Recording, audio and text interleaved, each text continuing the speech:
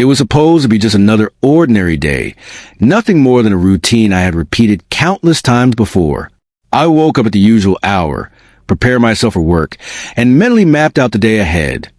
The quiet drive, the comfort of hot coffee at my desk, and the predictable rhythm of tasks that would follow. Everything felt so normal, so expected, until my phone buzzed with a message that would unknowingly redirect the course of my life. The message was from my friend David. He sounded desperate, needing help with something urgent. I didn't hesitate for even a moment. David had been there for me countless times. So naturally, I agreed. Changing my route to pick him up seemed insignificant, just a small detour from my daily path. I thought of it as nothing more than a favor, one of those simple choices you make without realizing could change everything. As I drove through an unfamiliar street, something caught my eye. It was a small cafe on the corner. Nothing remarkable at first glance, but for some reason, it stood out to me. Maybe it was the way the morning light hit its windows, or perhaps it was fate drawing me in. I might have kept driving, dismissing it as background noise in my morning, but then my world froze. Through the glass, I saw her, my wife. At first, I doubted myself. Maybe it was someone else. Maybe I was mistaken. But no, I knew her silhouette, her gestures, the way her shoulders moved when she laughed. Even from a distance, I recognized her. She was sitting at a table, smiling, laughing in a way I hadn't seen in a long time. But it wasn't meant for me. It was meant for the man sitting across from her. A wave of confusion hit me. Why was she here? Why hadn't she mentioned it? It was a weekday morning. She should have been anywhere else but there. My grip tightened on the steering wheel, and my heart pounded so hard it felt like it was trying to escape my chest. My instinct screamed that something was wrong. I pulled over, hands trembling, unable to just drive away. Part of me told myself to leave, to pretend I hadn't seen anything, but another part, the part that craved the truth, forced me forward. I stepped out of the car and walked toward the cafe, every step heavier than the last, my chest tight as though the air itself resisted me. And then I saw it, him leaning in closer, her smile widening, and then the kiss. It wasn't an innocent touch, not a brief mistake. It was a deep, passionate kiss filled with a kind of intimacy that shattered me in an instant. My breath caught in my throat. The world around me seemed to blur, while that single moment burned itself into my memory. I froze at the doorway, unable to move, watching my reality collapse in front of me. She hadn't noticed me at first, but when she did, her face betrayed everything: shock, guilt, fear. Her lips parted as if to explain, but no words came quickly enough to undo what I had seen.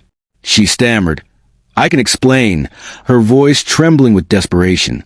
But I didn't want her explanations. I didn't want her excuses or apologies. The truth was right in front of me, undeniable.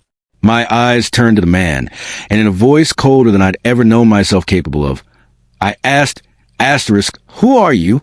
He stood, uneasy and silent, his guilt obvious in the way he couldn't meet my gaze. His silence said more than words ever could. Turning back to her, I felt something inside me harden. "Pack your things. You need to leave." My voice was steady, but inside, I was breaking apart. She pleaded, begged me to listen, but I couldn't. The damage was permanent. Trust, once broken, can't be pieced together again. I walked out, her voice calling after me, echoing behind me, but I didn't stop. I couldn't. The weight of betrayal pressed down on me so heavily that every step felt like I was walking through water. The following days blurred together. Going to work, taking care of the kids, pretending to function, while inside, I was hollow. I lay awake at night, replaying the kiss in my mind, wondering how long this had been going on, and questioning whether anything in our marriage had ever been real. But in the chaos, my children became my anchor. Their laughter, their small hands reaching for mine, their innocence in the face of my brokenness. They grounded me. I poured everything I had into being their father, into giving them stability, love, and a sense of normalcy, even while my world had collapsed. Eventually, I made a decision I never thought I would. I filed for divorce.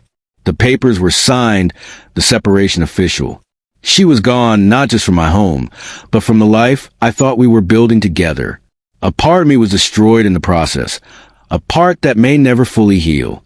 But as time passed, I learned something important.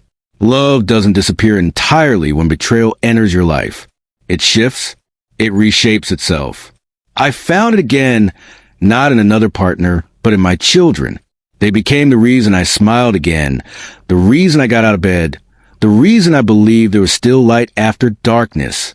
The betrayal will always remain a scar, a painful reminder of what I lost. But I refuse to let it define me.